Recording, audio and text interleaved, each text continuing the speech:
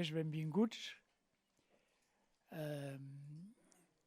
Estem molt contents d'haver passat ja més de la meitat del cicle d'aquest any, amb uns continguts extraordinàriament densos i interessants. I el d'avui, aquí no ho han posat, però nusos de la deliberació democràtica, i avui hi ha un afegit que diu noves institucionalitats. I un pot dir, bueno, i això què és? Això de noves institucionalitats. Avui tenim aquí dos filòsofs. No és una especialitat o una part de la ciència, sinó que és el que és una mica el pensament general. El qual vol dir que és possible que ens expliquin coses que ens estranyin una mica. Així de clar. I jo diria que és molt bo que sigui així, perquè estem en una situació, la nostra societat, de que encara no som prou conscients de que estem entrant en una nova època. El canvi aquest dematí he fet una cosa semblant a aquesta amb un tema molt tecnològic i industrial. I jo els deia, no parleu de reindustrialització, parleu d'una nova cosa que potser no en direm indústria, perquè està canviant tot això.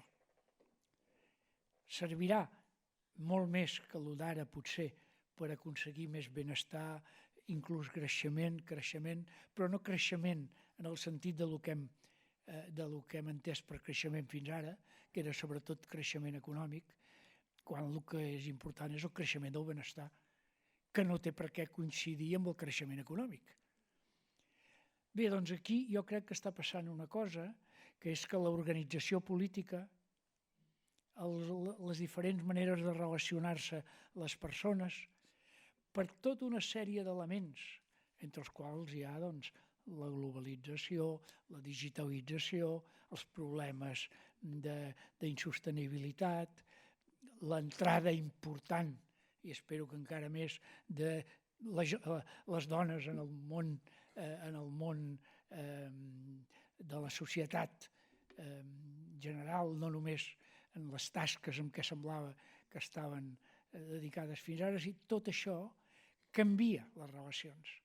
I per tant, jo els deia aquest dematí, no parleu de reindustrialització, parleu d'una nova indústria. Bé, doncs ara jo diria, potser no hem de parlar exactament de la mateixa cosa que ara entenem per democràcia, sinó d'una altra cosa que potser en seguirem dient democràcia, però que serà diferent. O de relacions, o de quines seran les coses que definiran el poder en el món. Per exemple, amb això acabo, ho he dit, em sembla, algunes vegades. Penseu que la globalització, en el moment en què, a més de globalitzar-se, el moviment de persones, el moviment d'objectes, el moviment de coses, el moviment de sers vius, entre ells els virus, el moviment de tots aquests moviments, ara hem arribat a un punt nou, en què també hi ha la globalització de tot el que es pot posar en forma de bits. I és el que es globalitza del tot. Totes les altres coses no es globalitzen del tot. Per què? Perquè encara que es permeti que es moguin, hi ha límits. De la manera que hem deixat fer la globalització, tot el que es pot posar en forma de bits, no hi ha res que ho aturi. I això és molt important, perquè què és el que es pot posar en forma de bits? La informació i el capital. Qui mana? Qui comença a manar? Aquests dos. I així la societat político-econòmica ha de reaccionar davant d'això. Jo estic segur que de coses d'aquestes ens en parlaran aquests dos senyors perquè en saben molt i perquè ja han pensat molt sobre el tema, no? Jo els us agraeixo molt el que sigueu aquí, Clara i Daniel, i dono la paraula a Ferriol, que els presentarà més directament, encara que ja els coneixeu molt. Gràcies.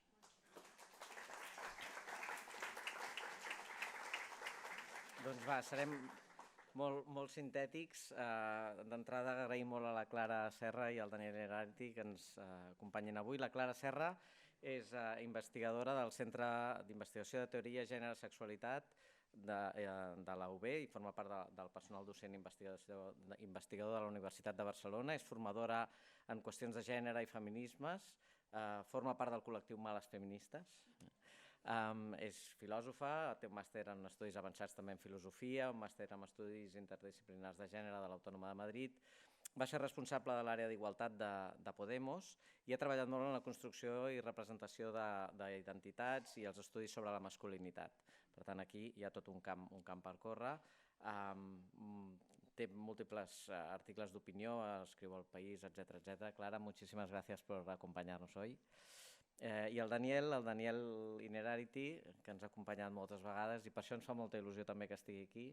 Aquest any per la Fundació Ernest Lluch, encara que això ho organitzem conjuntament també amb l'Observatori Social de la Caixa, però per nosaltres ens fa molta il·lusió que hi sigui perquè fa 20 anys que la Fundació fa activitat i ens ha acompanyat en moltes ocasions i per tant que estigui aquí per nosaltres és un petit regal.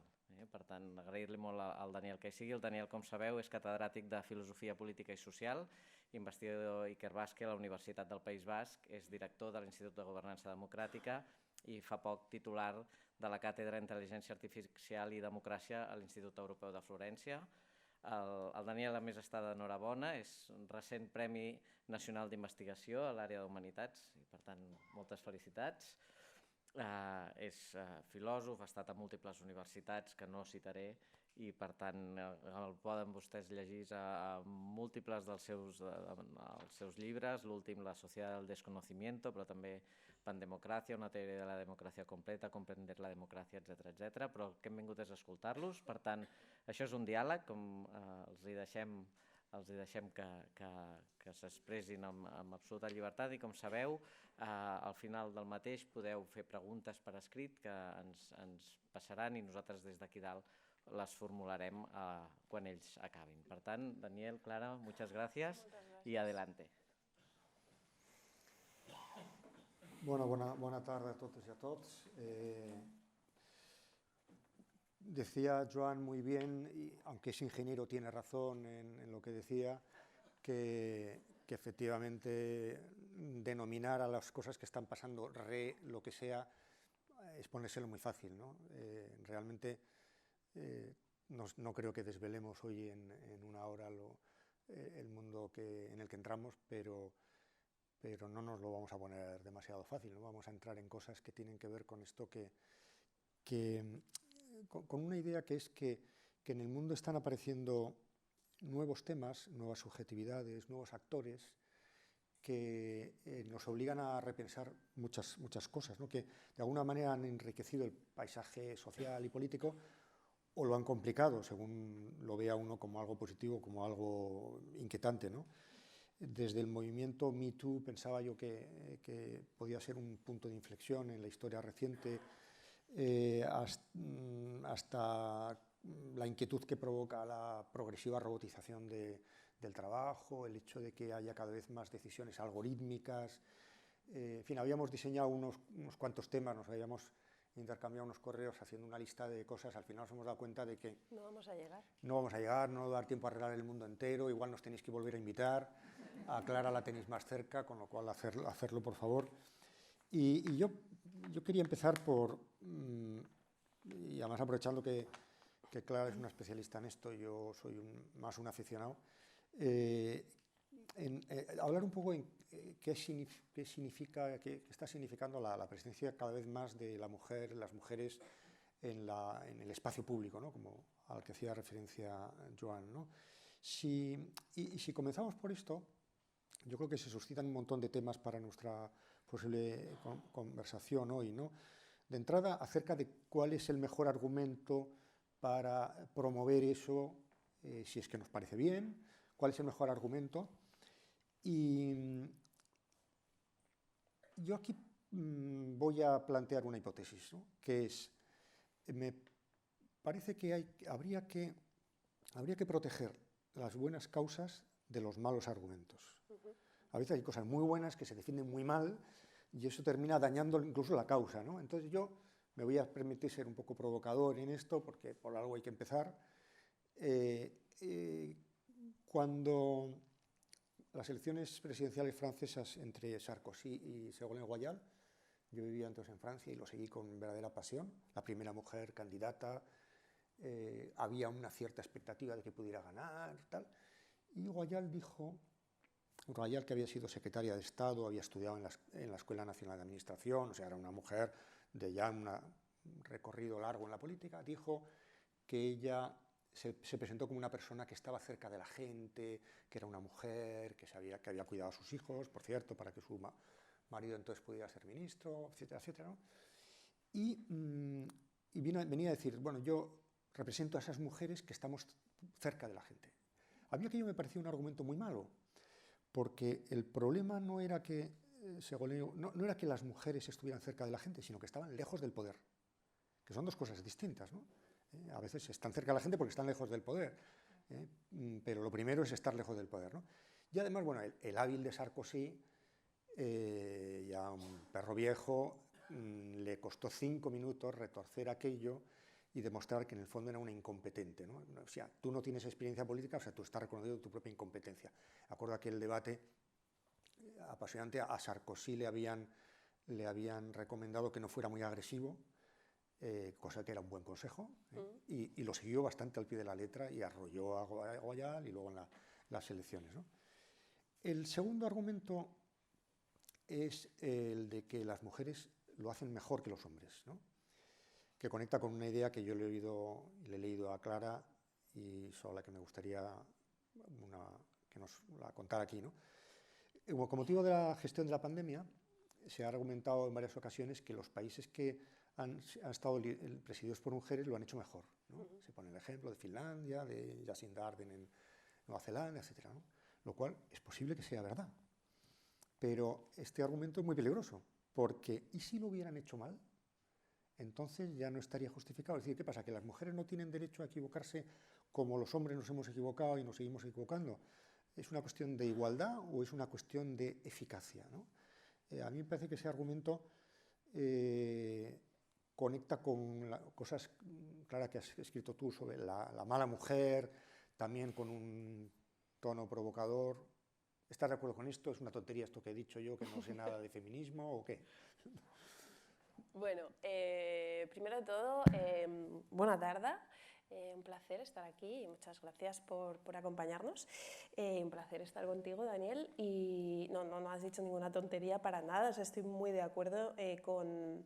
Creo que lo que estás planteando es el peligro de, digamos, defender un argumento que en principio tiene todo el sentido democrático, como un ejercicio democrático. Creo que todos tenemos que estar en el espacio público, en los espacios de poder. Esto es así. Pero creo que hay un peligro de, digamos, que se nos cuele una esencialización por aquí, por la puerta de atrás, sin que nos demos cuenta, y que efectivamente para una causa muy necesaria, que es la de revertir la expulsión de las mujeres del espacio público, ¿no? Pues acabemos haciendo argumentos malos y peligrosos. Yo creo que hay que defender que las mujeres tienen que estar en el espacio público y en el poder y de hecho creo que yo siempre he defendido una política de discriminación positiva y de cuotas como una manera, digamos, de violentar temporalmente, instrumentalmente, es muy importante esto, coyunturalmente, no como un principio, sino como una estrategia temporal, ¿no? Que tiene un límite en el tiempo, una situación. Si miramos, por ejemplo, unas fotos de, bueno, iba a decir de la época de la transición, que ahora nos sorprenden porque vemos podemos ver, no sé, 60 hombres y 2 mujeres, una cosa así, en las fotos del Congreso de los Diputados en la transición, pero iba a decir que hace 10 años también era muy distinta la foto, porque estos 10 años ha cambiado mucho, muchísimo, entre otras cosas porque ha habido leyes que han obligado a las listas electorales a hacer esta corrección, ¿no? Digo, esto me parece una cosa necesaria, positiva, pero efectivamente estoy muy de acuerdo en que hay una cosa enormemente peligrosa allí donde decimos que las mujeres son buenas o que tienen cualidades de cierta bondad por las cuales es bueno que las mujeres lleguen a la política porque lo van a hacer mejor que los hombres. Yo recuerdo este argumento en el interior, porque tú ahora estabas diciendo, bueno, yo lo recuerdo en el interior de la izquierda, de hecho. Fíjate en esta versión de contraria, un poco de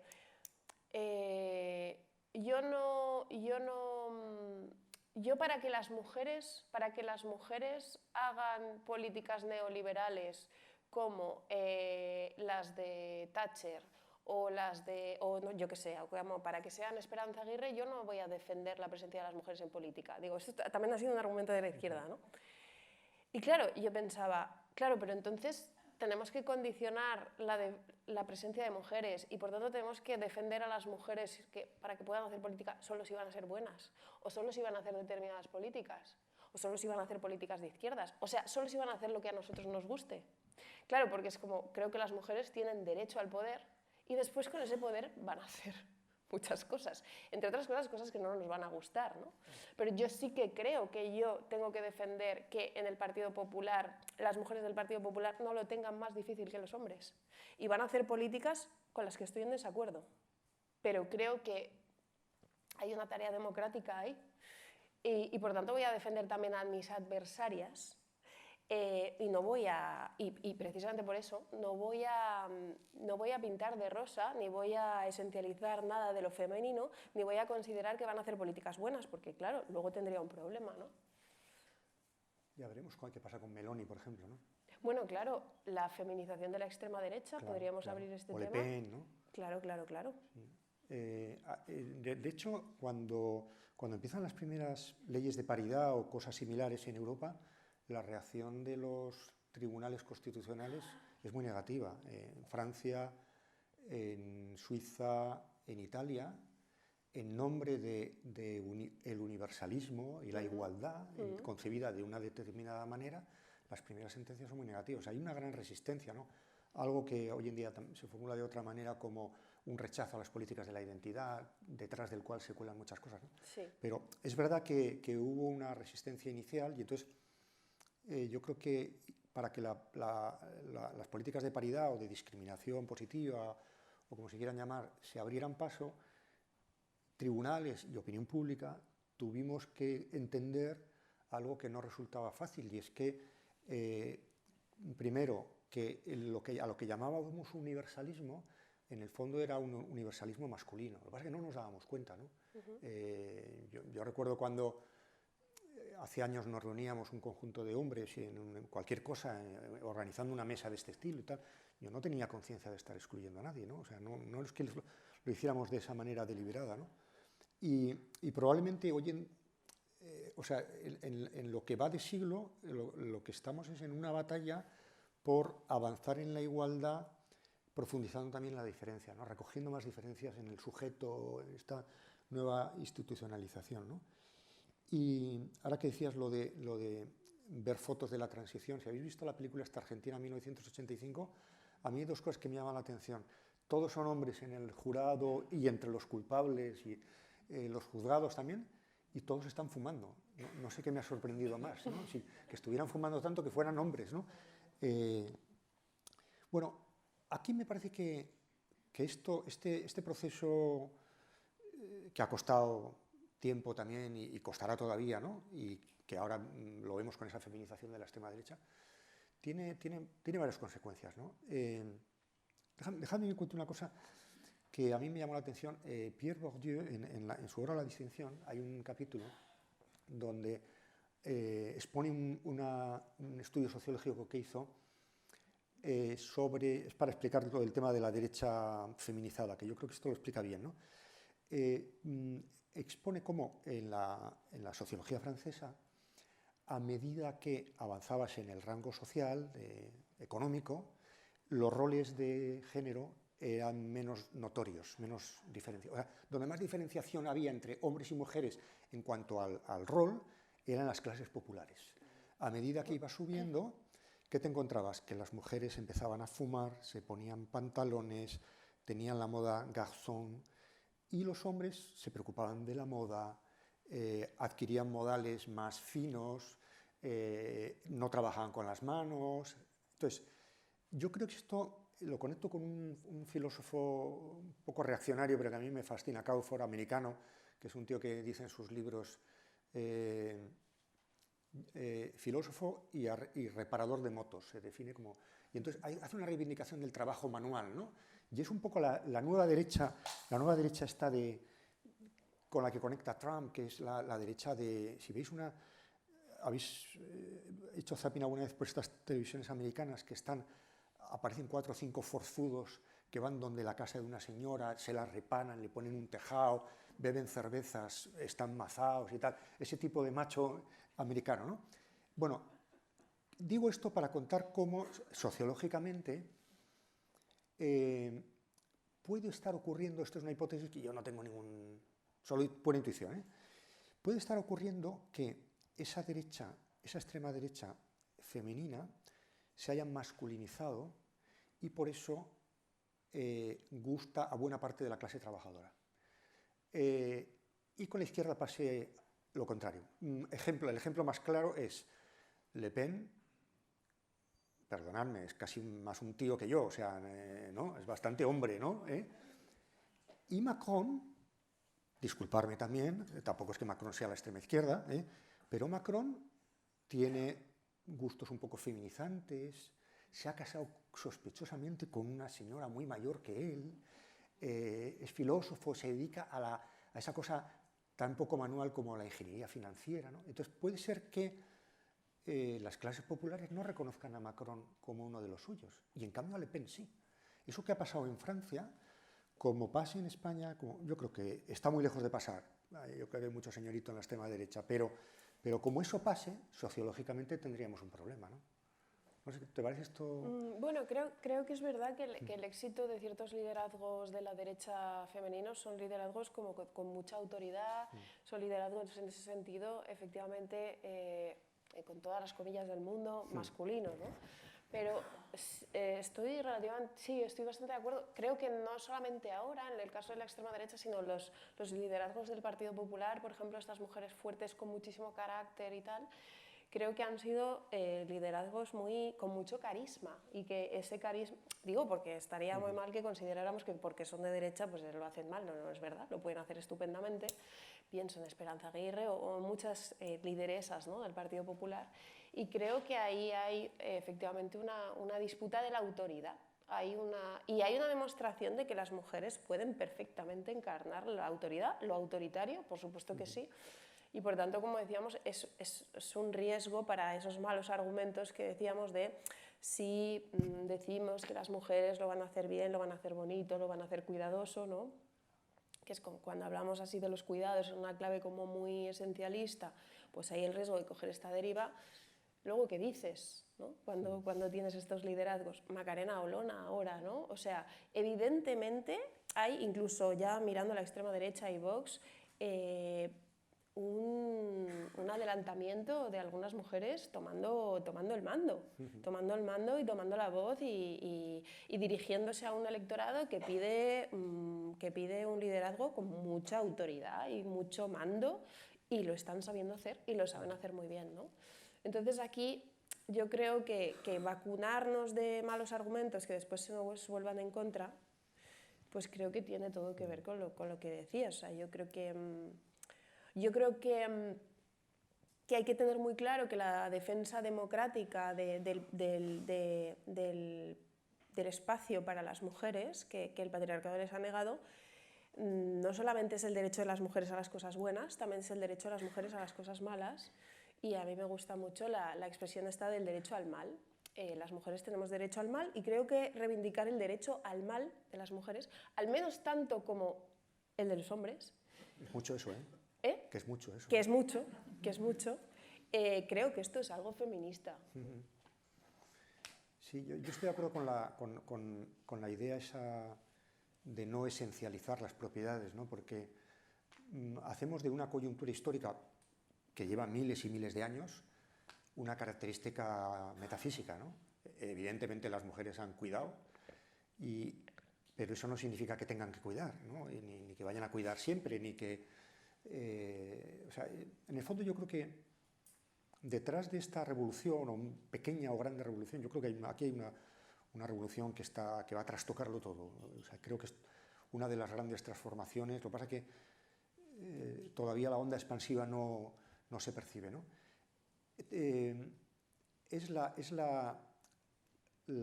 Digamos, la configuración de lo público y lo privado de otra manera, diferente, ¿no? Pateman en el famoso libro del contrato sexual lo cuenta muy bien, ¿no? Esa idea, bueno, que todos conocemos, ¿no? Según la cual el varón se dedica a lo público, a la política, y la mujer se dedica a lo privado, a la casa y tal, ¿no? Yo tengo un hobby de cocina, y un amigo, muy buen cocinero, con el que hasta escribí un pequeño libro sobre cocina, y me tocó a mí hacer una parte, con Antonia Duriz, me tocó escribir una parte sobre las mujeres y la cocina y esto, y estudié en una época fenómeno que a mí me apasionaba, que era ¿por qué cocinan siempre las mujeres, menos cuando cocinar es importante? La mujer cocina de lunes a sábado, y el domingo, si viene una visita, cocina el hombre, que por cierto aprovecha para decir que él cocina, dar a entender que él cocina. Otra cosa que es fascinante, que me divertí muchísimo estudiando el tema de las barbacoas, ¿no? Ya veis que la filosofía da para todo, ¿no? Pero la barbacoa es un fenómeno filosófico y sociológico fabuloso. En la barbacoa el hombre adquiere el protagonismo. Un protagonismo, por cierto, que además que tiene que ver con la lucha con la naturaleza, porque es el fuego, ¿no? Hay un mundo un poco salvaje, ¿no? Frente al mundo ñoño de la mujer con los pucheros, ¿no? El varón interviene, domina el fuego, quema las salchichas que salen todas. Yo creo que la barbacoa es un retroceso de la civilización. Desde muchos puntos de vista, yo no la tendré nunca, ¿no? Le tengo declarada la guerra. Y estudiando un poco eso, tampoco profundicé mucho porque tampoco se trataba de hacer grandes cosas, ¿no? Pero di con el dato de que en Alemania al año había, no sé si era 10.000 heridos por barbacoas.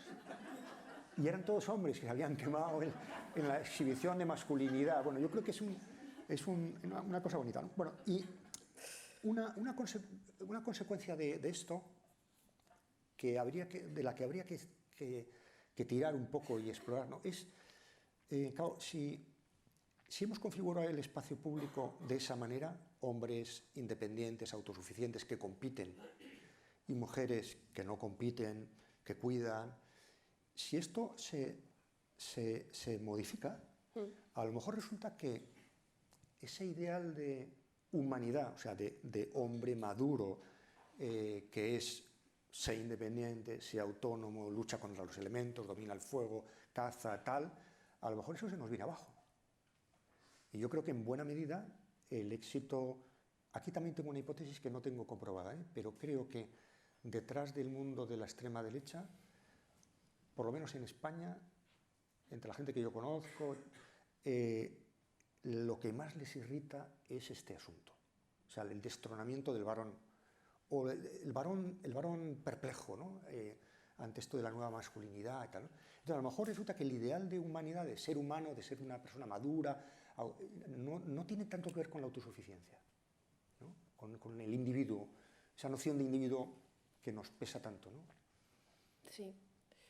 No, bueno, iba a decir una cosa no sobre las barbacoas, que me lo apunto como posible daño del patriarcado, los heridos de barbacoa, pero esto que decías del tema de la cocina, efectivamente, ¿cómo es posible que las mujeres cocinen siempre, ¿no? Bueno, y luego los hombres, tú decías barbacoas, o los hombres sean los cocineros más reconocidos, es decir, los premios de cocina y los cocineros que ganan millonadas y que tienen restaurantes de lujo son hombres? ¿Cómo es posible que las mujeres hayan cosido toda la vida y los grandes modistos de moda sean hombres, ¿no? Entonces, cuando hay una masculinización de un sector, hay una revalorización de ese trabajo, o al revés, ¿no? Cuando ese trabajo de repente es un trabajo muy bien pagado, está lleno de hombres. Eso es totalmente así y estos casos lo revelan. Y lo que estabas preguntando con respecto al ideal, claro, en el feminismo yo creo que siempre hay una tensión entre distintos feminismos, que es, hay algunos feminismos que acusan a otros de cierta moderación, de ser acomodaticios, de ser poco radicales, en la medida en la que parece que algunos feminismos lo único que piden es que las mujeres ingresen a ese mundo de los hombres, pero digamos sin cambiarlo, ¿no? En plan, pues el mundo está ocupado por hombres en los puestos de poder de las empresas, en los puestos políticos, en los congresos y tal, y nosotras lo que queremos es estar ahí, ¿no? Podríamos decir, antes yo decía que yo defiendo que una mujer del PP esté allí donde estén los hombres, y de hecho defiendo su derecho a ejercer un poder de forma masculina y como decía, en cierta manera defiendo el derecho al mal, es decir, a que lo podamos hacer igual de mal o a que podamos ser igual de malas. Claro, dicho esto, eso no es mi proyecto político. ¿Por qué? Porque a mí me parece que el feminismo viene a hacer algo mucho más interesante, que sería cuestionar el mundo que habitamos. O sea, no tanto a que nosotras, sin trastocar las reglas del mundo y lo que significa la democracia y el individuo, pues estemos en los sitios de poder, que por supuesto, o sea, hay una expresión muy interesante que es como que queremos que haya mujeres hasta en el infierno. Vale, dicho esto, yo no quiero el infierno. Entonces, sí, me parece que el feminismo que es interesante defender, y que no todos los feminismos defienden esto, es un feminismo que le dé la vuelta a las cosas, por cierto, para las mujeres y para los hombres. Y creo que una de las cosas más interesantes que hace es venir a poner en cuestión ese ideal de individuo autosuficiente, que parece que lo puede todo, que creo que también ha sido digamos, el sujeto del discurso neoliberal meritocrático, el que lo consigue todo solo, porque se basta y se sobra, porque es autosuficiente, con su esfuerzo individual, y que parece que no necesita a nadie, y que oculta, por tanto, que ha necesitado a otros. O sea, oculta todo ese trabajo de cuidados, oculta que ha tenido una madre, oculta que alguien le ha tenido que cuidar, o que alguien le cuida cada vez que lo necesita, y que alguien le cuidará cuando lo necesite, cuando sea anciano, mayor o cuando esté enfermo, ¿no? O sea, esa ocultación de la dependencia como una cosa inevitable de la humanidad, es decir, todos somos dependientes, todos necesitamos cuidados, todos somos vulnerables, es una cosa enormemente masculina y enormemente funcional a una sociedad de mercado capitalista que todo el rato esconde y mete debajo de la alfombra esas dependencias, esos trabajos de cuidados que están feminizados y que por tanto están fuera de la escena, ¿no?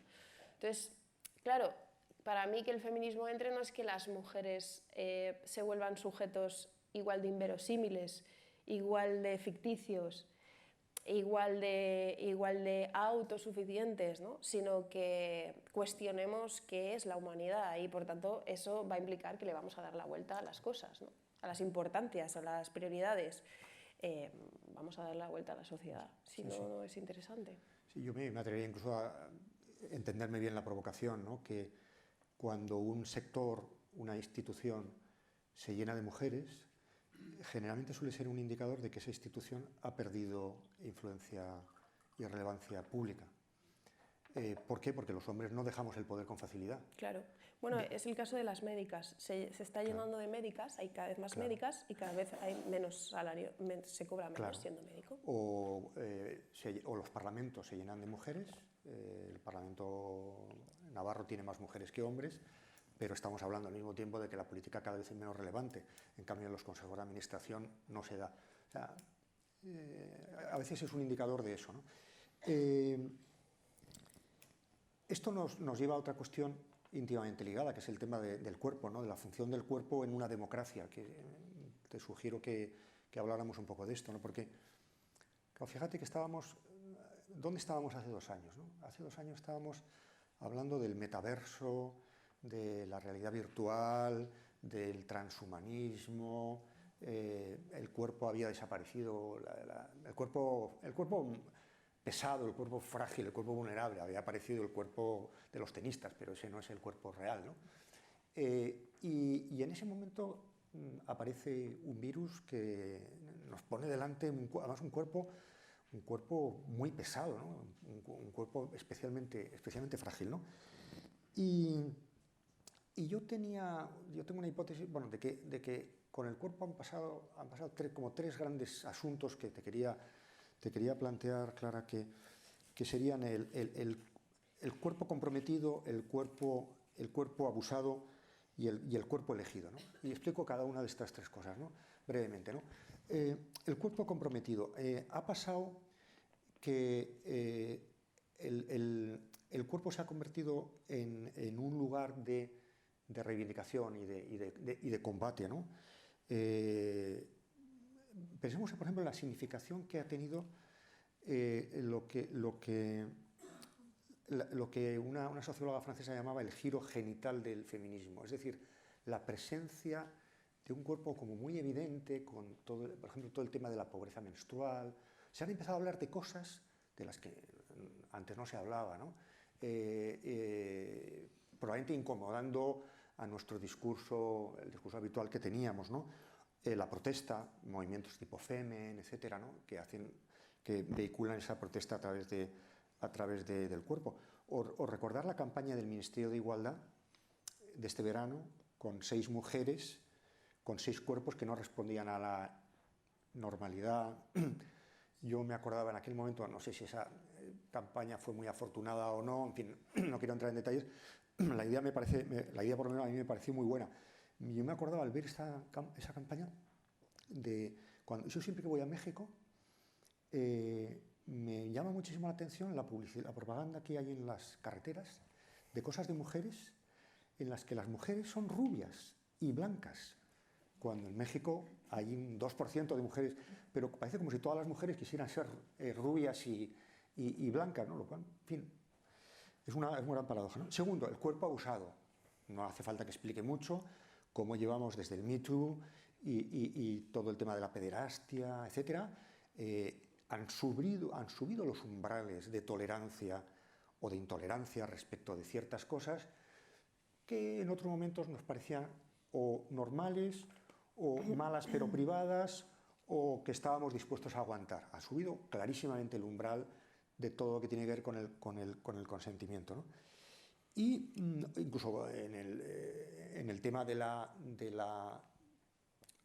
salud hay una llamada violencia obstétrica, o sea, que el parto no sea violento, en fin, todo este campo, por no citar la disposición, o sea, esa subordinación del cuerpo a grandes palabras o grandes conceptos que nos parecía natural en la idea de dar hijos a la patria o dar hijos, porque tenemos ahora una crisis demográfica, pero no es solo una crisis demográfica, es que a lo mejor esa idea de esa naturalidad con la cual las mujeres entendían que tenían que producir ciudadanos para la nación, o en el sentido negativo. No sé si habéis visto la película Sin novedad en el frente, una película de Netflix reciente, yo la vi antes de ayer. Terrible, un pacifismo bestial sin decir ninguna palabra de pacifismo, ¿no? Y se ve cómo van con una naturalidad al frente. Yo pensaba, vamos, que ahora mismo lo que nos costaría aquí ir a ningún frente, poner a nuestros hijos al servicio de este tipo de cosas, ¿no? O de la patria, ¿no? Y en tercer lugar, el cuerpo elegido. Es decir, la idea, aquí está todo el debate trans y hay 1000 cosas que podíamos discutir, pero como idea general, me parece que estamos en un panorama en el cual el cuerpo ha dejado de ser una fatalidad y pasa a ser algo de lo que uno dispone, con todas las paradojas que esto lleva consigo. Porque efectivamente yo puedo elegir, tenemos todo el debate de la autodeterminación, de género, pero tenemos una parte bastante sombría del asunto, que es toda la presión que se ejerce antes sobre las mujeres, ahora ya también sobre los hombres, para tener un cuerpo perfecto, ¿no? Todas las operaciones, todo el tema de la anorexia, la propia percepción de la corporalidad. O sea, hay un derecho a elegir el cuerpo que se puede tornar fácilmente una obligación. ¿Cómo establecemos eso? Yo sé que sobre esto también ha reflexionado mucho Clara y me gustaría mucho escucharte sobre esto. ¿Cómo hacer? Y yo diría una última cosa, a lo mejor hay una cierta aceptación de nuestra naturalidad corporal que es muy emancipadora. Bueno, pues yo tengo un poco de grasa, ¿sí? Yo tengo poco pelo. O sea, hay una naturalidad que frente a la presión, y además una presión que a veces impone una normalidad que no sé quién la ha establecido. ¿Por qué tenemos que ser? O sea, evidentemente hay una obesidad que es mala para la salud. Bien, eso no plantea problemas teóricos, ¿no? Pero ¿por qué tú no vas a tener nada de grasa? ¿Por qué tienes que tener pelo y no ponerte una chapela como me pongo yo o un gorro? Tampoco pasa nada, ¿no? Tenemos derecho los calvos a existir. Bueno, me he extendido mucho, Clara. Yo era solo para ponerte el balón y que me tiras el gol. O sea, yo leyendo tu texto creo que has pensado tú más en esto, ¿no? En todas las maneras de connotar el cuerpo o de pensarlo políticamente que hay en la actualidad. Yo diría que creo que, o sea, una manera, por ligarlo con lo que estábamos diciendo anteriormente, una manera de contar la masculinidad, esta autosuficiente, ¿no? Y inverosímil, ¿no? Este individuo que se ha hecho a sí mismo y que parece que no necesita a nadie, pues una manera de contarlo podría ser que es un individuo sin cuerpo, ¿no? Que es un individuo incorpóreo, que es pura alma o pura razón o pura voluntad, o sea, en este sentido el feminismo ha sido siempre un recuerdo de que tenemos cuerpo, que precisamente porque tenemos cuerpo necesitamos cuidados, porque tenemos cuerpo somos finitos, porque tenemos cuerpo envejecemos, porque tenemos cuerpo nos vamos a morir, es decir, el cuerpo es un lugar de vulnerabilidad y en la medida en la que el feminismo recuerda la finitud y la vulnerabilidad, pues creo que entra en escena el cuerpo, ¿no? Yo diría que hay algo interesante, revolucionario y crítico en traer el cuerpo a escena. No sé, por ejemplo, en que una diputada de repente dé de mamar a un bebé en un parlamento. O sea, esto es un poco un recuerdo de, hola, tenemos cuerpo, necesitamos cuidados, alimentos, bueno. Pero sí que, a ver, ¿cómo lo digo? Creo que el cuerpo pierde su potencia crítica o revolucionaria, o deja de ponernos en jaque, o deja de hacernos preguntas cuando vamos hacia extremos que tú has nombrado. Yo creo que hay una forma de neutralizar la potencia interesante del cuerpo, que es cuando el cuerpo es una especie de naturaleza idealizada y entonces volvemos a unas concepciones del cuerpo como una cosa, en cierta manera, como una naturaleza muy determinante. Y creo que hay discursos actuales de cierta vuelta a la idealización de la lactancia, del apego, digamos, de entender a las mujeres como sujetos determinados por su cuerpo. Y está habiendo resurgimiento precisamente contra, por ejemplo, la demanda de derechos de personas trans, de un feminismo que habla mucho de lo genital, de lo biológico, de lo reproductivo de las mujeres. Es decir, que parece que ahora la mujer se liga totalmente a su cuerpo en un sentido natural, duro y determinante, ¿no? Y a mí esa manera de pensar el cuerpo me parece que tiene derivas reaccionarias y limitantes para nuestra libertad. Pero claro, en el otro lado, que tú también lo has nombrado, hay otra manera de pensar el cuerpo como una cosa totalmente plástica, totalmente elegible, totalmente, en ese sentido, creo que restaura de nuevo un sujeto muy liberal, muy masculino, donde parece que el cuerpo lo elegimos a voluntad, ¿no? Y esa idea del cuerpo también me parece enormemente problemática, ¿no? Entonces, entre esos dos lados, igualmente problemáticos, yo diría que el cuerpo está en un entremedias ciertamente conflictivo. Lo digo también por estos discursos sobre la cuestión trans que dicen esto de puedes nacer con un cuerpo equivocado, ¿no? Y a mí me interesan los autores trans que cuestionan la idea del cuerpo equivocado y, por cierto, para cuestionar también la idea del cuerpo correcto, porque al otro lado del cuerpo equivocado tendríamos que suponer que algunos tenemos un cuerpo correcto. Y el cuerpo siempre tiene algo de incorrecto, siempre tiene algo de desencaje, ¿no? Creo que el cuerpo tiene que ser pensado como una cosa que no encaja del todo, que siempre supone como un cierto conflicto o algo así, ¿no?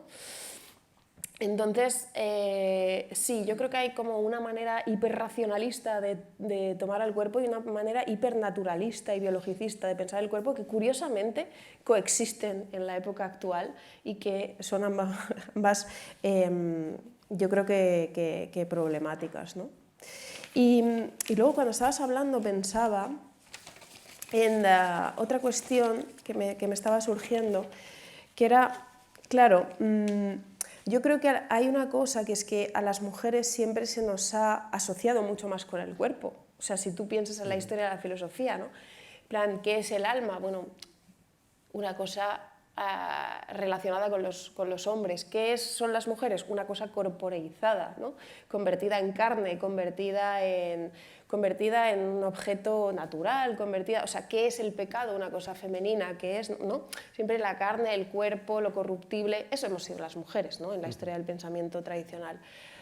Y claro, yo pensaba como que hay veces en las que parece que a las mujeres se nos pide que para que accedamos al espacio público nos descorporeicemos un poco. En plan, no traigas tu cuerpo aquí, ¿no?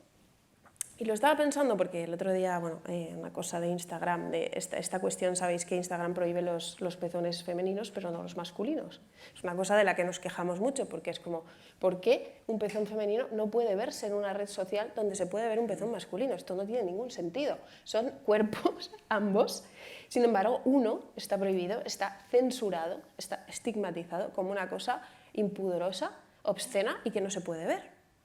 Y claro, hay muchos discursos que dicen esto de dejemos de sexualizar el cuerpo de las mujeres porque no dejamos entrar el cuerpo de las mujeres en una red social porque está sexualizado, porque está erotizado, ¿no?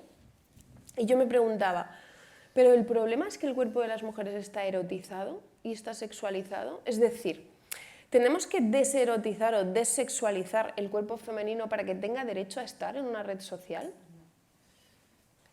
¿No hay aquí un poco de nuevo una exigencia, una especie de peaje de, ojo, que las mujeres como objeto erótico y sexual es una cosa que no debe existir? Y por tanto, si ocupas el espacio público, te velas, te tapas, porque no traigas tu cuerpo como objeto sexual, como objeto de deseo. Igual no es un problema que los cuerpos sean también objetos eróticos y objetos de deseo. Igual también, por cierto, es súper legítimo que el pezón masculino sea un objeto erótico y que exista en una red social y se pueda ver.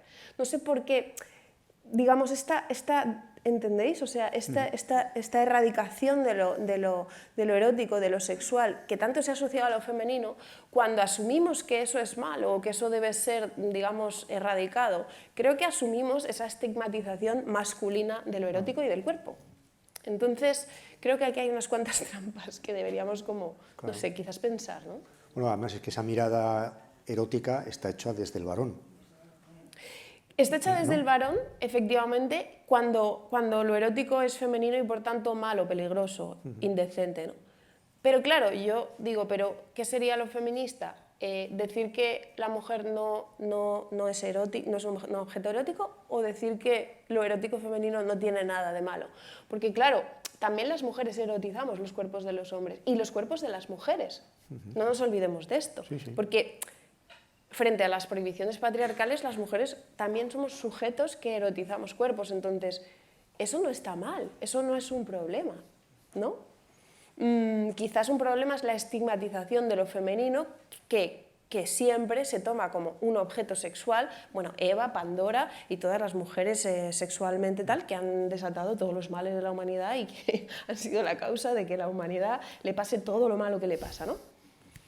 Pero no sé si estoy de acuerdo con que, bueno, con una deserotización. O sea, no sé si estoy de acuerdo con... En ese sentido me parece un poco un combate contra el cuerpo, contra el deseo, contra lo sexual, que no sé si me parece muy feminista. No sé si es más feminista reivindicar la ambigüedad de eso como una ambigüedad posible. Tiene que poder existir un objeto que pueda verse en Instagram y que sea también, ¿por qué no?, en algunos aspectos un objeto erótico, en otras circunstancias. No creo que tengamos que decir los pezones son solo pezones, nada más que... Bueno, es que no le pasa, no pasa nada porque sea un objeto erótico. Estupendo. No, y además, es que ¿desde dónde se hace la definición de lo erótico? Seguramente desde una posición para la cual eso entra en esa categoría, en esa categoría, pero para otro puede que no lo sea. Total. Para la mujer, para el hombre, para el mayor, el joven. O sea, yo creo que ahí estamos entrando ya en materia interesantísima. Bueno, yo quería introducir otra variable, ¿no? que es la variable del placer, ¿no? Y yo durante toda la pandemia me ha parecido percibir en un cambio que ya se venía apuntando, en virtud del cual la derecha, dicho en términos muy brutos y muy generales, ¿no?, la derecha ha reivindicado el gozo, la desinhibición, las terrazas, en el terreno banal, ¿no?, la terraza, la cerveza, tal, ¿no? Mientras que yo he visto a mi alrededor, tampoco de esto he hecho ningún estudio sociológico, pero he visto que la gente más obediente era la gente de izquierdas, y cuanto más de izquierdas, más obediente, ¿no? Creo que esto ha funcionado así, ¿no? Y a mí me tiene muy intrigada este giro de la historia, ¿no? Porque yo vengo de otro contexto, ¿no? ¿Y esto a qué obedece, no? Y bueno, y tenía una hipótesis para plantearos, ¿no? Que es, hay una parte de la izquierda, no toda la izquierda, porque la izquierda, hay una izquierda volteriana y una izquierda rusoniana, ¿no? Pero la izquierda rusoniana ha ganado a la volteriana, que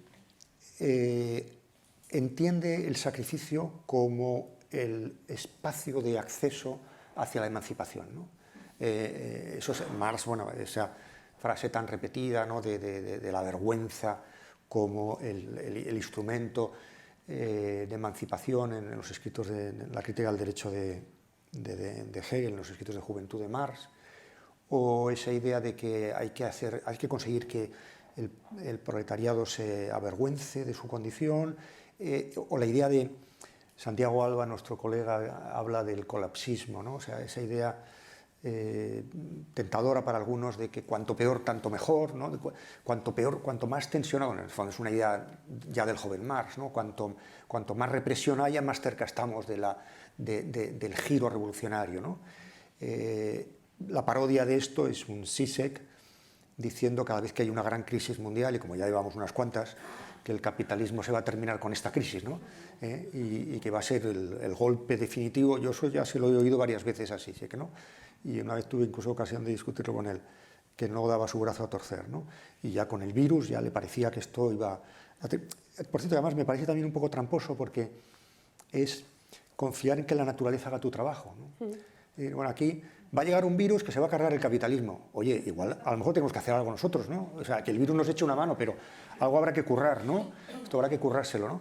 Y luego hay otro supuesto que no es muy creíble, que es pensar que los giros catastróficos de la historia, los colapsos, van a beneficiarnos a todos por igual y especialmente a los que más lo necesitan. Bueno, generalmente suele ser al revés, ¿no? O sea, generalmente cuanto peor nos va, les va peor a los que ya les va mal, ¿no? Eso creo que es casi de sentido común, ¿no? Hay un marxismo vulgar.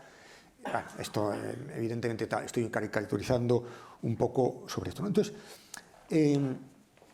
¿qué ha pasado? Que la izquierda y generalmente los gobiernos de izquierda, no solo, pero fundamentalmente los gobiernos de izquierda, ¿qué han hecho? Nos han recordado que hay que ponerse mascarillas, que no hay que salir de casa, que no hay que beber si conduces, etcétera, etcétera. Que ahora hay que quitar las luces, en Navidad hay que iluminar poco, hay que consumir poco, etcétera, ¿no?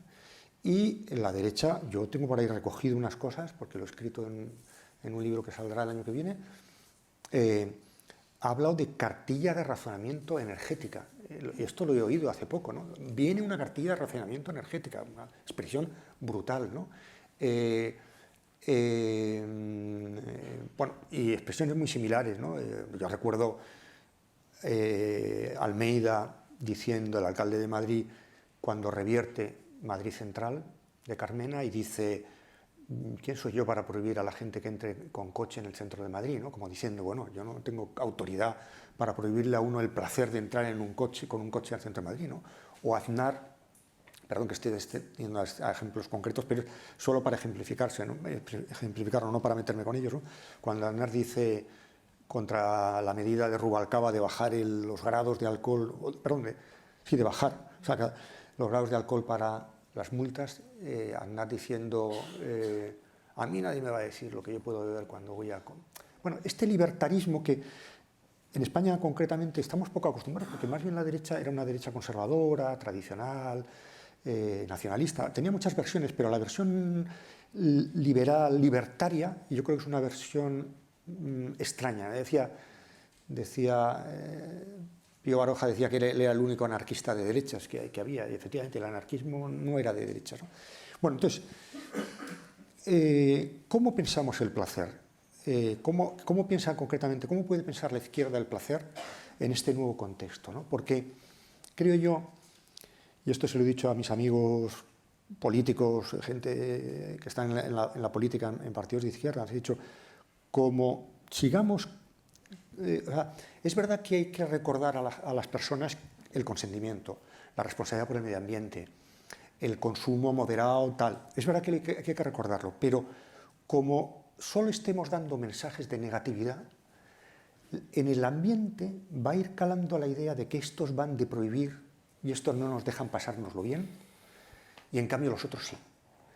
¿Y cómo conseguir una versión? Por cierto, esto también está muy vinculado a la crítica dentro de la izquierda, a mi juicio un poco exagerada, del consumismo, ¿no?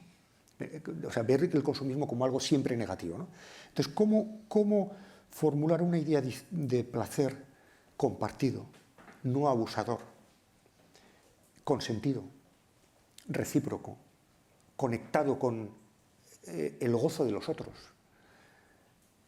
Yo siempre he dicho que yo siento un especial gozo de vivir en una sociedad igualitaria.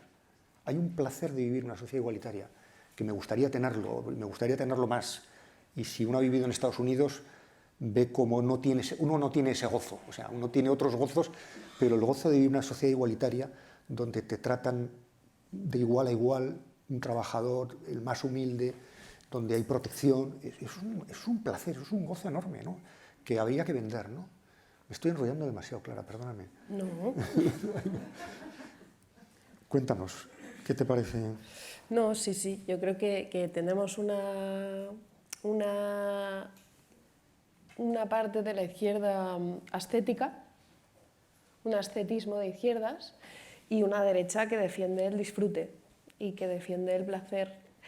Y estoy muy de acuerdo con que eso supone como una dificultad política enorme. Creo que en el caso del ecologismo esto abre debates muy complicados, muy complejos. Cómo hacer un discurso político cuando sí o sí esto implica limitaciones. Pero sí que creo que hay un punto en el que efectivamente hay ciertos discursos de izquierdas que se han vuelto...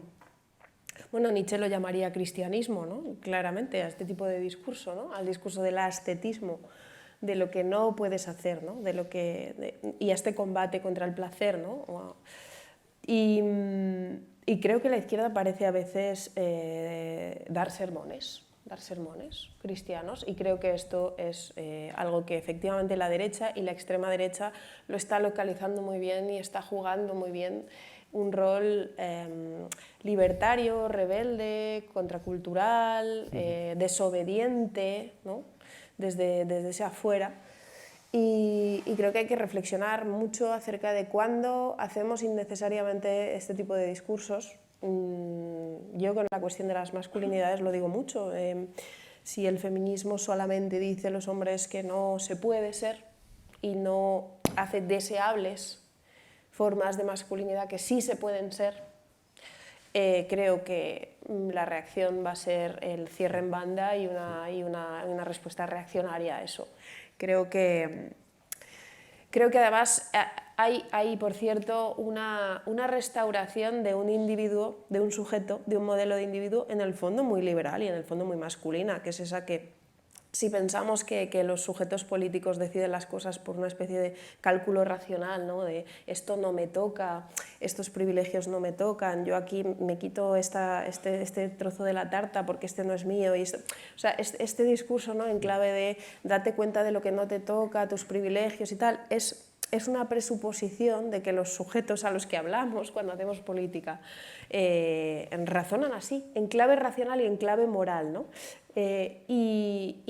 Los sujetos son sujetos también con pasiones, con deseos, con anhelos, con placeres, y creo que hay que interpelar así cuando se hace política. Por eso creo que hay que hacer una política que haga deseable ciertas cosas, y creo que en la cuestión de la masculinidad una de las grandes tareas es que sea, como tú decías, ¿no? A mí me da placer vivir en una sociedad igualitaria, que sea deseable la libertad de los hombres y que el discurso hacia los hombres sea: hay una libertad que ganar, hay mucho que ganar aquí para los hombres, de también salir de los patrones de la masculinidad, y por tanto hay una cosa positiva a conquistar y deseable, no solo por parte de las mujeres, que también, ¿no? Pero deseable por parte de los hombres.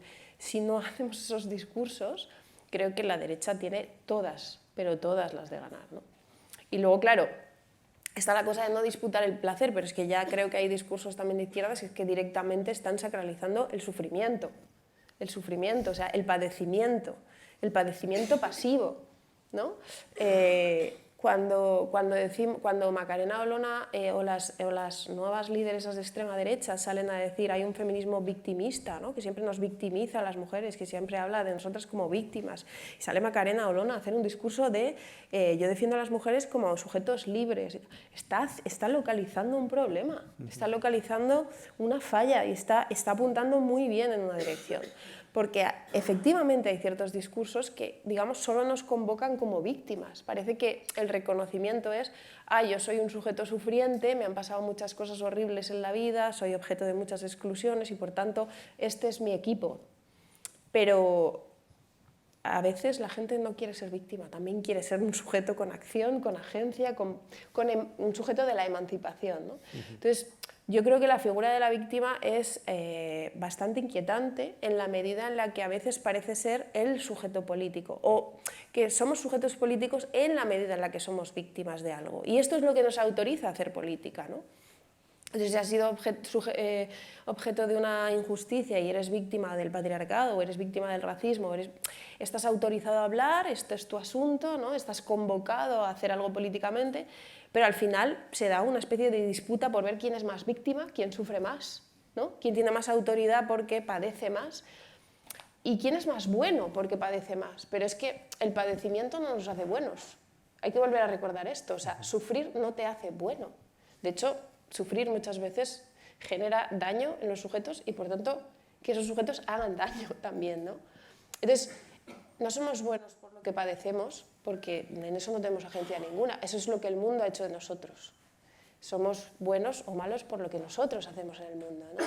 Entonces, esta sacralización de la víctima que está teniendo lugar en nuestras sociedades me parece de los síntomas más inquietantes, sobre todo en la medida en la que lo recupera una cierta izquierda, porque la sacralización de la víctima ha sido también un campo de juego de la derecha en muchos momentos, pero ahora creo que está siendo jugado este partido por las izquierdas y me parece una trampa mortal.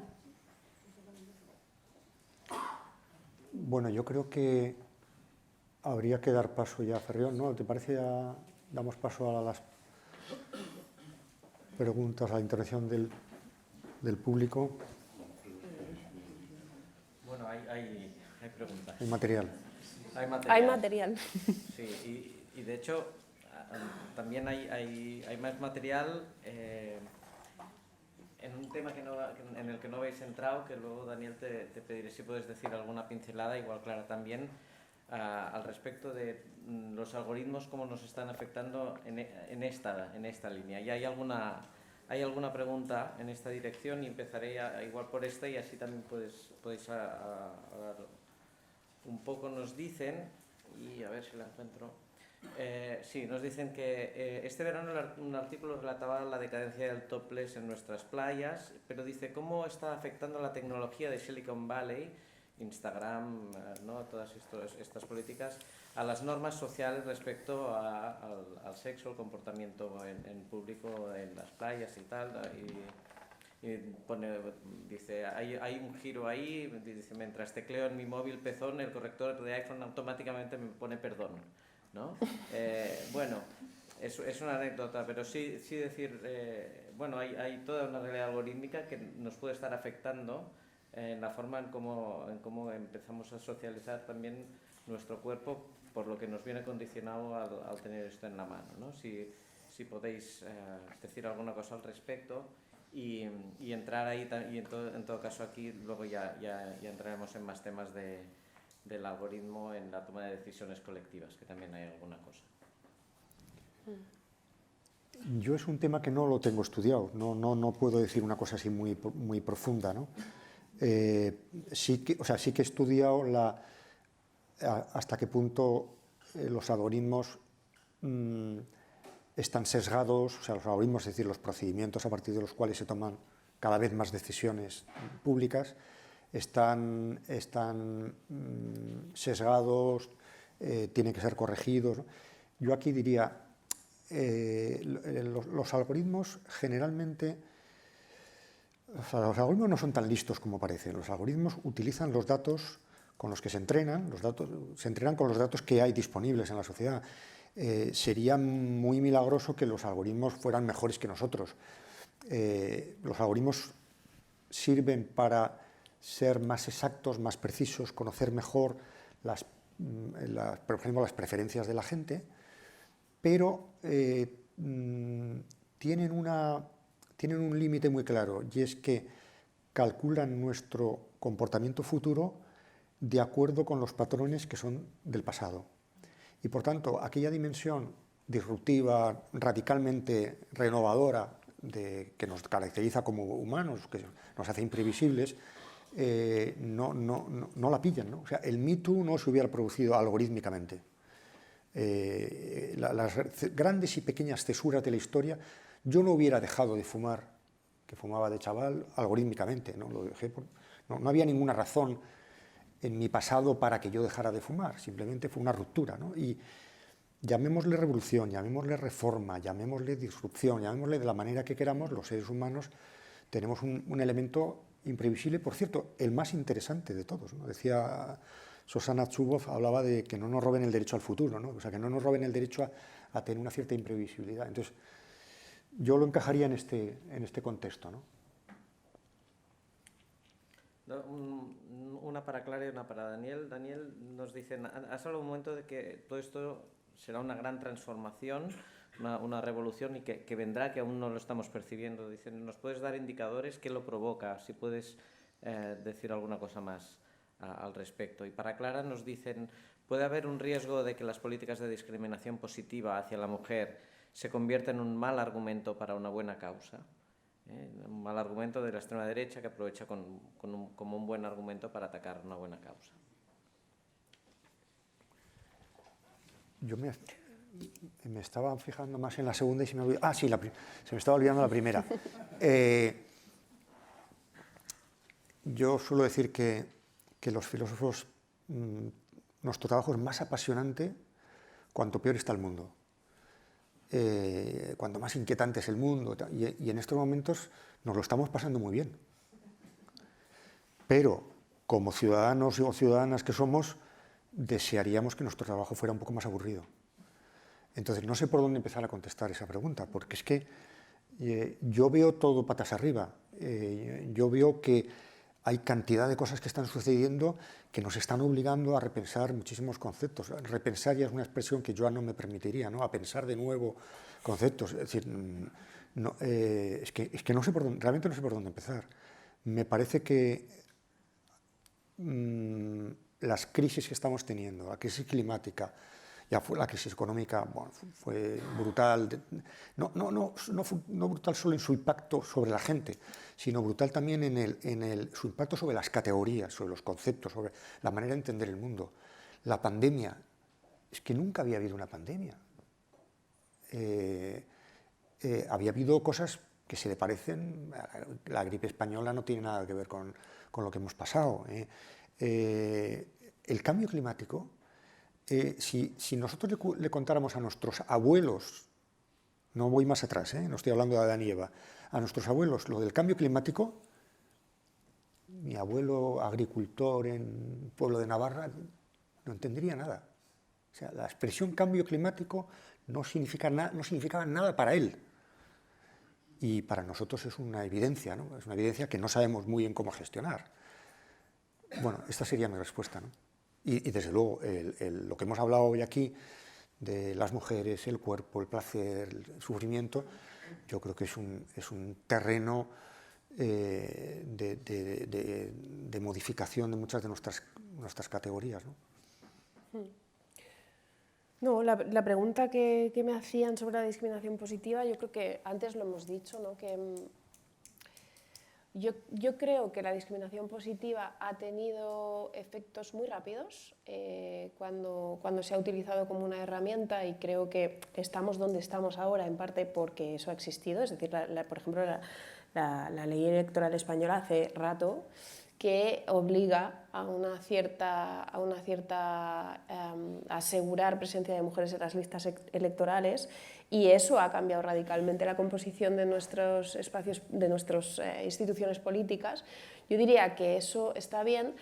No diría tanto como que la defensa de la discriminación positiva puede ser un mal argumento para una buena causa. Lo que diría es que la discriminación positiva tiene que tener buenos argumentos para ser defendida, y también puede tener malos argumentos para ser defendida. Y creo que los buenos argumentos tienen que ser, como decía antes, como una cuestión transitoria, que deberíamos aspirar a que no hiciera falta. Es decir, no puede esencializarse eso como un principio. Por cierto, estuve en Chile hace poco y habían incluido en la Constitución esta cuestión, y a mí me parecía un debate, todo un debate, si eso tenía que estar en una Constitución, ¿no? Porque creo que lo eleva más a una cuestión de principios que a una cuestión de estrategia temporal. Yo creo que tiene que ser defendido como algo que tiene que existir en un tiempo, y después aspiramos a que no se use más, porque no haga falta, claramente.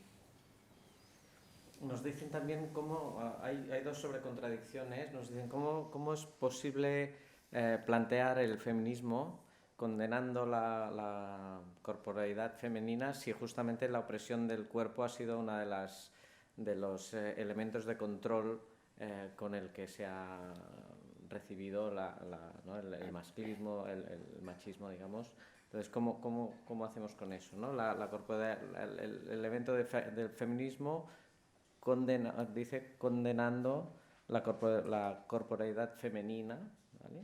Sí. Entonces dice, si la opresión que han recibido los cuerpos justamente ha sido el elemento central, y cómo vamos a renunciar a luchar contra esto desde algún tipo de feminismo. Esta es una pregunta. Claro. La segunda, que tiene que ver con también una contradicción, nos dice cómo se resuelve la aparente contradicción entre la impugnación de los roles de género como reivindicación tradicional del feminismo con el concepto de feminizar la política, entendido esto no solo como la incorporación de las mujeres al poder, sino la traslación a la esfera pública de los valores asociados a lo femenino, cuidados, etc. La primera pregunta no sé si la he entendido en el sentido de que no sé si es porque localizaba una contradicción, ¿no? No sé si ha entendido como qué es lo que yo estaba diciendo. O sea, yo quería decir precisamente que en la medida en la que la mujer creo que ha sido, o la exclusión de las mujeres está ligada a cierta estigmatización del cuerpo, o sea, que le recorre a la cultura tradicional un cierto ascetismo en clave nietzscheana, un cierto odio al cuerpo, una cierta sospecha hacia el cuerpo que me parece masculina y patriarcal y que ha denostado siempre el cuerpo.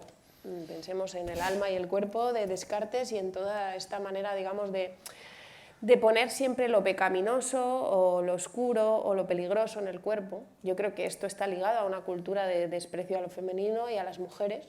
Entonces, ¿qué sería reivindicar el cuerpo? Eso es lo que justamente quería plantear. ¿Qué sería reivindicar el cuerpo? decir que los cuerpos de las mujeres no son sexuales ni eróticos, ¿esto sería reivindicar el cuerpo?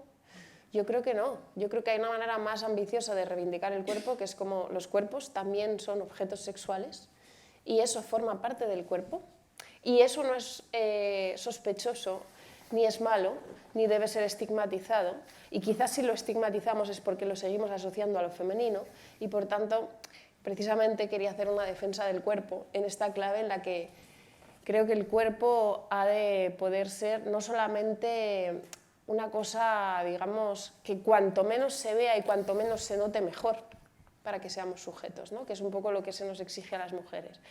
Entra en el espacio público, hazte visible, habla, ven aquí a un escenario o preséntate a unas elecciones, pero que tu cuerpo se note lo menos posible, no tengas cuerpo.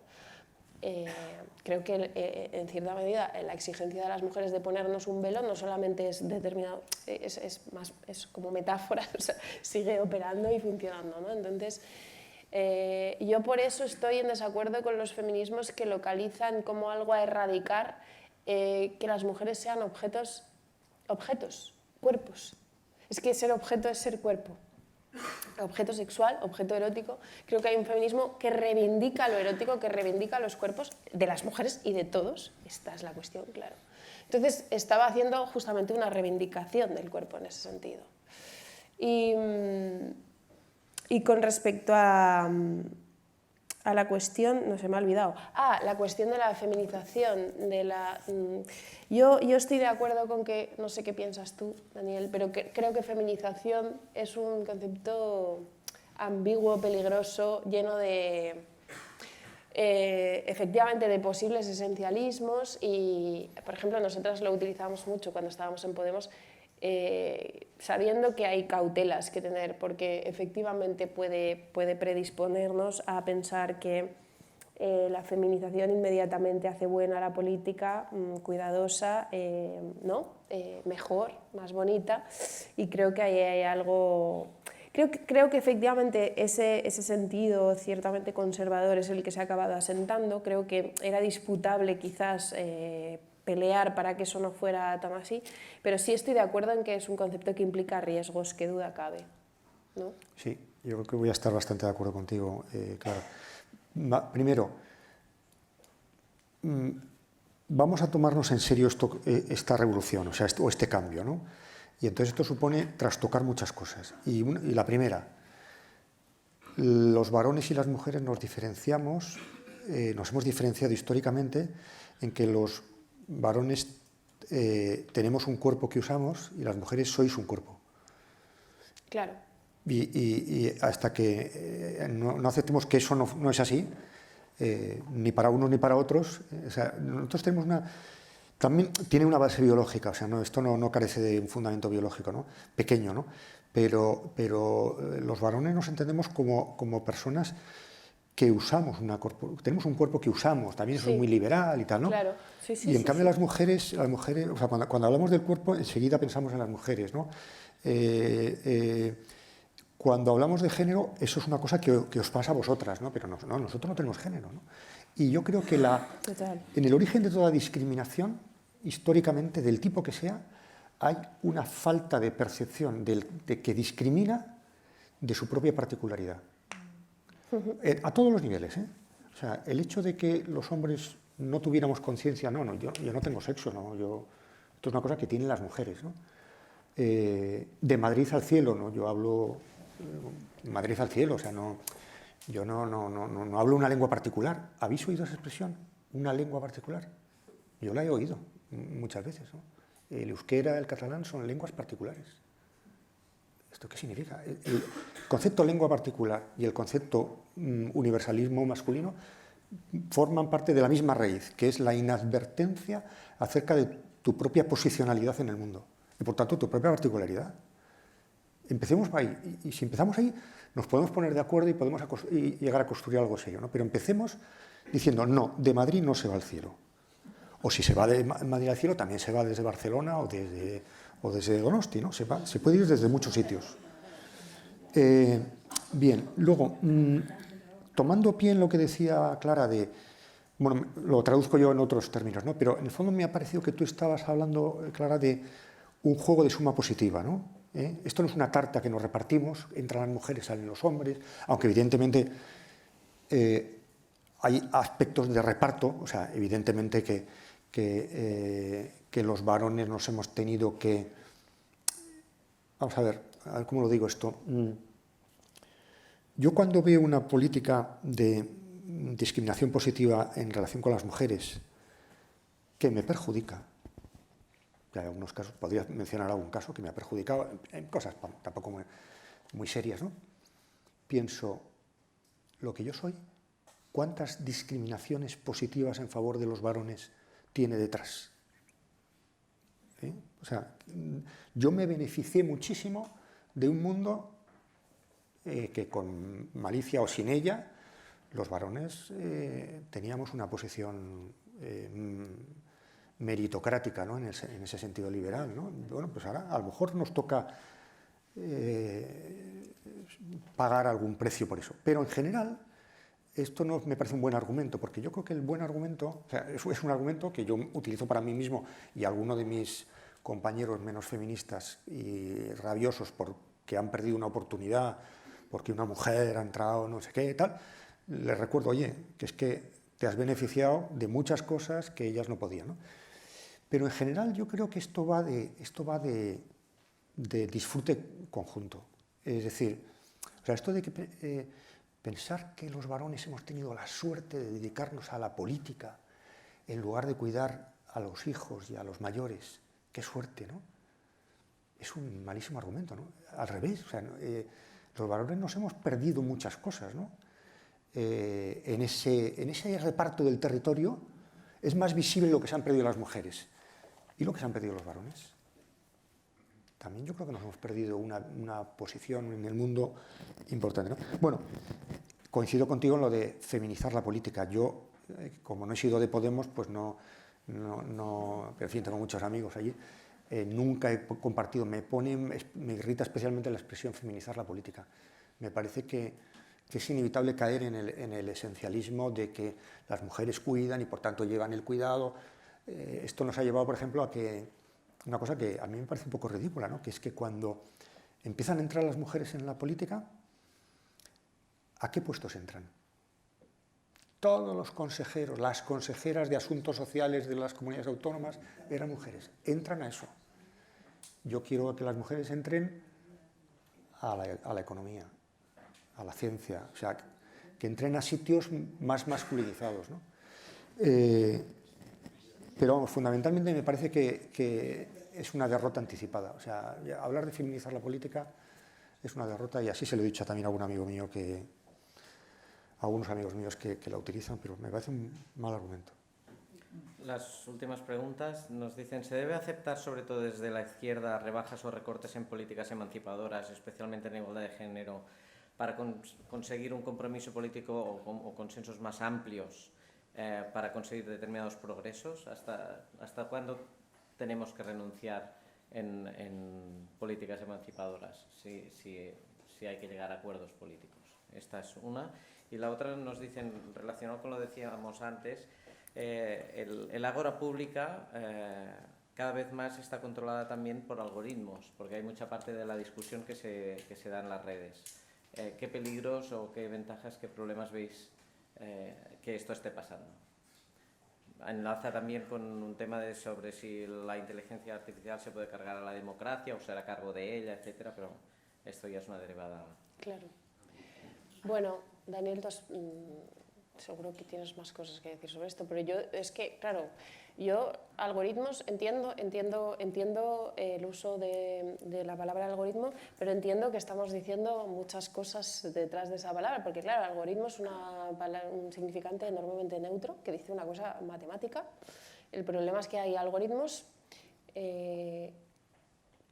antes de los cuales se toman decisiones para programar esos algoritmos, o el problema, para mí, cuando se habla de algoritmos en las redes sociales y cómo influyen en nuestra deliberación pública, son algoritmos, por ejemplo, en manos fundamentalmente nada más que de empresas privadas, cosa que, bueno, eso también tiene unos efectos en que las reglas del debate público, de la deliberación pública que tenemos en espacios como las redes sociales, pues a lo mejor dependen de la política de empresa de una empresa que decide en un despacho donde se sientan unas personas cuáles son las reglas de los algoritmos de Twitter, lo cual me parece que, hombre, es una decisión, ¿no?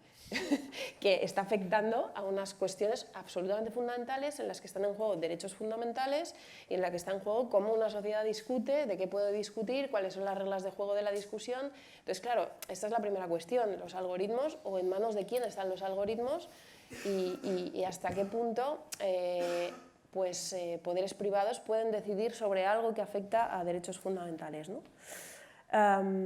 Luego me gustaba mucho, como decías, Daniel, el tema de los hombres usamos nuestro cuerpo y las mujeres sois todo cuerpo. Me parecía muy buen resumen de lo que aquí hemos hablado, ¿no? Y claro, yo lo que digo es, yo creo que tenemos que defender, por un lado, que las mujeres podemos usar más nuestro cuerpo. O sea, cuando se dice lo de las mujeres no debéis ser objetos sexuales, antes hablabas de Zizek, me gusta mucho porque Zizek dice, oye, las mujeres también pueden decidir como sujetos ser objetos sexuales, ¿vale? Ser objetos del deseo de alguien. O sea, cuando una mujer, lo digo porque ha habido un debate feminista cuando se ha dicho que, ahora no me acuerdo de su nombre, pero la cantante de Eurovisión, ¿se llama? Chanel.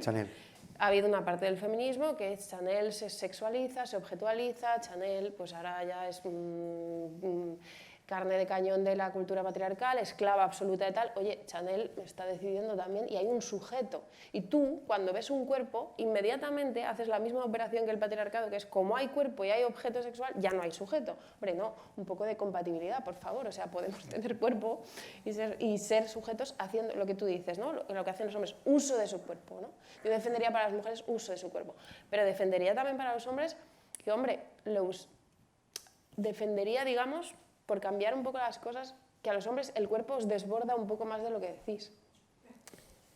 Esto es lo que defendería. Es decir, que un poco menos de liberalismo y un poco menos de sujeto autosuficiente y un poco más de desborde del cuerpo, ¿no? Entonces, ahí me parece que el cuerpo es interesante. En plan, el cuerpo no es totalmente controlable. Y, por cierto, los hombres cuando se sexualizan inmediatamente salen de la masculinidad. O sea, quien se sexualiza es o las mujeres o los hombres afeminados o los hombres gays o los hombres... ¿no?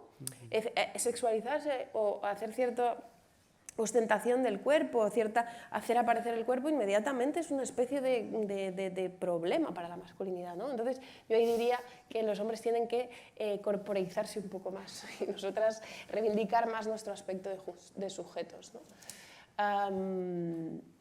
Y nada. Bueno, nos has puesto un deber complicado, ¿eh? Bueno, que nos has puesto un deber complicado, ¿eh? Como, no sé, como... vamos a ver, yo no sé si he entendido bien la primera pregunta, pero en general yo creo que en política, en la sociedad, uno no consigue nada si no hace una transacción, ¿no? Con otros, ¿no? O sea, tú puedes elegir entre guardar, además yo creo que esto en la izquierda pasa mucho, y en la izquierda del socialismo, ¿no? Pasa mucho, ¿no? Que enseguida se divide el territorio entre los que prefieren guardar intactas las esencias y los que prefieren negociar, ¿no? El que negocia es un traidor. Bueno, no estoy hablando de Cataluña, ¿eh? No os deis por aludidos. El que negocia es un traidor, ¿no? Pero mejora la situación. Entonces, esto pasa a todos los niveles de la vida, ¿no? Los rígidos, los que monopolizan esencias inmutables, llámese nación, justicia social o lo que sea, son los grandes aliados del statu quo. El statu quo está encantado con la gente radical. O sea, el radicalismo le viene muy bien a la gente que quiere que las cosas no cambien nada. Que dirían, ojalá se nos llene esto de radicales, porque eso no tiene ningún problema, ¿no? Y de hecho en el discurso te radicalizan enseguida, te ponen en ese lado, en ese escaparate donde eres neutral, ¿no? Y, en fin, no voy a poner ejemplos, pero cada uno que piense los ejemplos que quiera, ¿no? La gente que ha cambiado cosas se ha dejado algo en el intento, ¿no? Pero ha cambiado cosas, ¿no? Entonces, bueno, tú verás lo que quieres, ¿no? También esto tiene mucho que ver con lo que tú dices, ¿no? Del pecado. O sea, la política es un sitio de pecado, porque es un sitio de transacción, de finitud, de pacto, de traidores. Por eso tiene tan mala prensa, porque es un lugar de trapicheo, es un mercado, un foco. Igual eso es lo que la hace grande, ¿no? O preferimos un sitio de gente inmaculada que no ha roto un plato, y qué pasa con la sociedad dirigida por ese tipo de gente, ¿no? Bueno, y luego de lo segundo, brevemente, ¿no? Yo creo que saludamos Internet con mucha alegría al principio, como un lugar de emancipación. Yo recuerdo haber estado en Egipto en una mesa redonda con esta mujer tunecina que fue la que desencadenó la primavera árabe, con aquel blog y tal, ¿no? Que es una mujer admirable, pero yo ahí, que ya era un poco mayor, yo esto no lo veo, yo no lo veo. O sea, no veía yo que esto, me parecía que había mucha ilusión en aquello, ¿no? Ilusión en el sentido peyorativo, ¿no? Del término, ¿no?